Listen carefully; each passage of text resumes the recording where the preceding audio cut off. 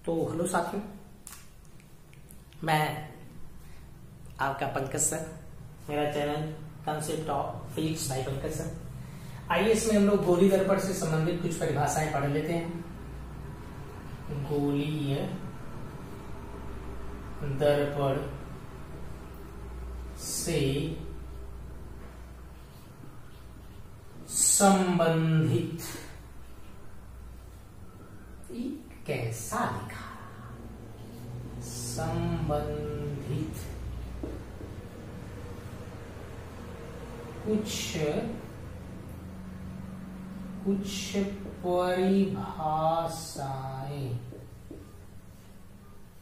कुछ परिभाषाएं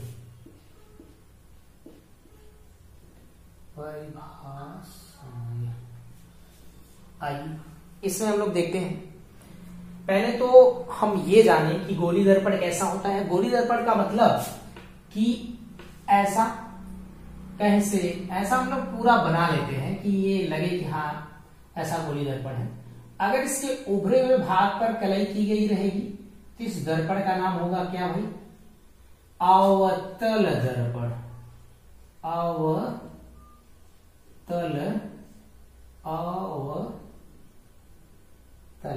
दर्पण। और इसके बाद अगर हम इसमें उभरे हुए भाग की जगह, थोड़ा सा मैं इधर लगा, उभरे हुए भाग की जगह दबे हुए भाग पर कलई कर दी जाए, जैसे इसमें समथिंग ऐसा, तो इस तरह के दर्पण को हम क्या कहते हैं? उत्तल दर्पण। ये रहा आपका उत्तल दर्पण। आइए इसमें बहुत सारी डेफिनेशन है और हम लोग बारी बारी से उसको इसी में करते हुए चले जाएंगे, अलग से कुछ नहीं करेंगे। ये अगर गोलीय दर्पण होगा तो यहां से आपको मैं दिखा दूं ए और ये बी, इसके बीच में चलो पी पॉइंट ले लेते हैं समथिंग। यह अभी ए है, यह पी है, अभी नाम आ जाएगा ये पी क्यों है। तो ये ए पी बी, यहां पर भी ए पी बी एक दर्पण है, गोलीय दर्पण। तो इस गोलीय दर्पण का कहीं ना कहीं तो मध्य भाग होगा, तो उसके जो मध्य भाग होता है यानी कि एकदम बीच वाला बिंदु, उसको हम कहते हैं ध्रुव। यानी कि गोलीय दर्पण के मध्य बिंदु को, मध्य भाग को क्या कहा जाता है? ध्रुव। तो पहली यहां से डेफिनेशन आपकी तैयार हो गई समझने के लिए, ध्रुव यानी कि पोल। आई ये फर्स्ट है। तो क्या है भाई, फिर से आप एक बार सुन लें कि इस गोलीय दर्पण के मध्य बिंदु को कहा जाता है ध्रुव। अच्छा, दूसरे नंबर पे एक इसमें आएगा, चलो हम लोग सेंटर ऑफ कर्वेचर यानी कि वक्रता केंद्र। आइए वक्रता केंद्र देखते हैं। तो इसमें हम इंग्लिश में लिख देते हैं centre of curvature. Centre of curvature. देखो भाई, अगर ये गोलीय दर्पण है, गोले से कटा हुआ होगा, जैसे गेंद है, तो गेंद भाई होगी तो एक गोला है और उस गोले का कहीं ना कहीं केंद्र अवश्य होगा। तो गोले का केंद्र मान लीजिए सी है और इसमें भी केंद्र होगा, तो इसी केंद्र को हम कहते हैं वक्रता केंद्र। मतलब कि गोलीय दर्पण जिस खोखले गोले का भाग होता है, जिस खोखले गोले का भाग होता है, उसके केंद्र को क्या कहते हैं? वक्रता केंद्र कहते हैं। गोलीय दर्पण जिस खोखले गोले का भाग होता है उसे क्या कहते हैं?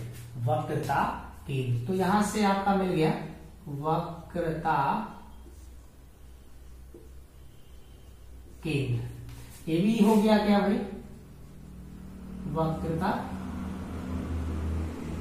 केंद्र, राइट। अब एक तीसरे स्टेप में आता है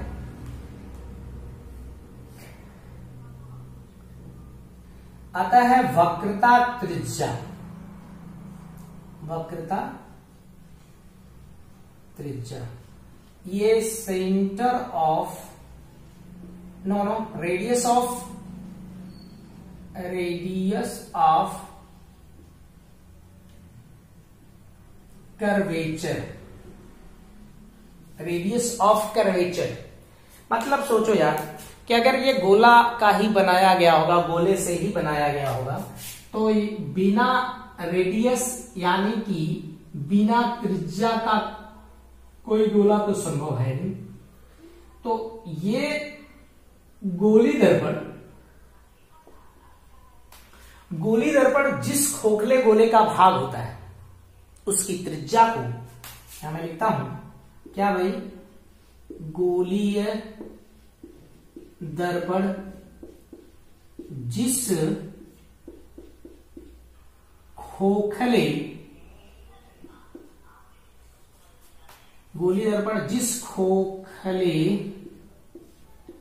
गोले का भाग होता है, गोले का भाग होता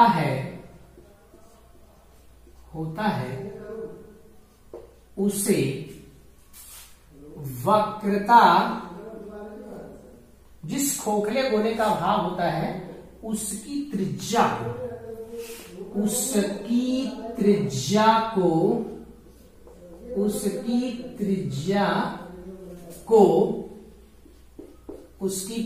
को क्या कहते हैं, वक्रता त्रिज्या कहते हैं।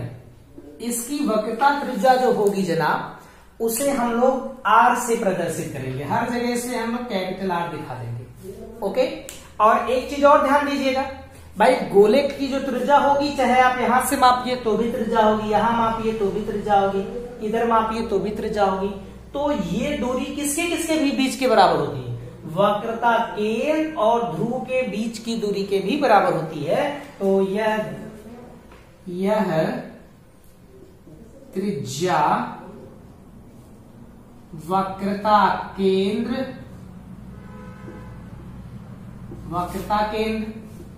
तथा ध्रुव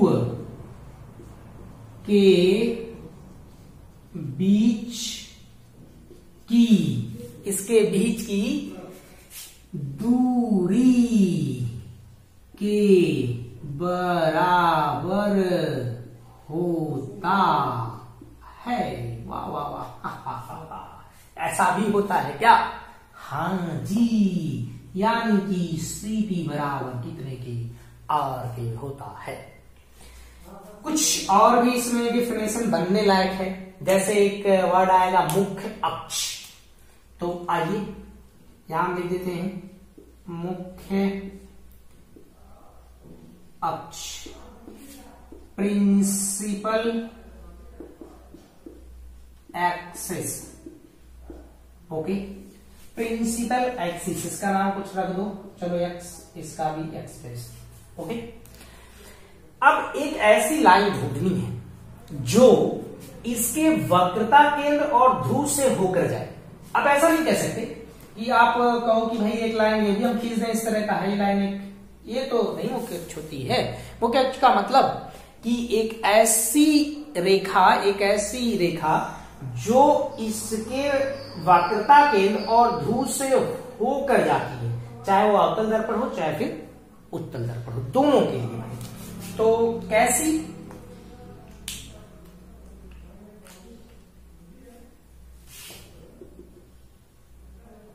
वह रेखा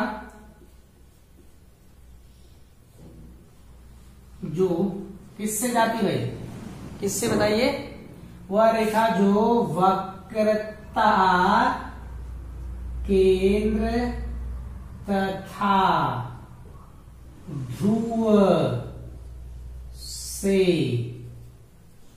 होकर क्या करती है, जाती है, उसे क्या कहते हैं?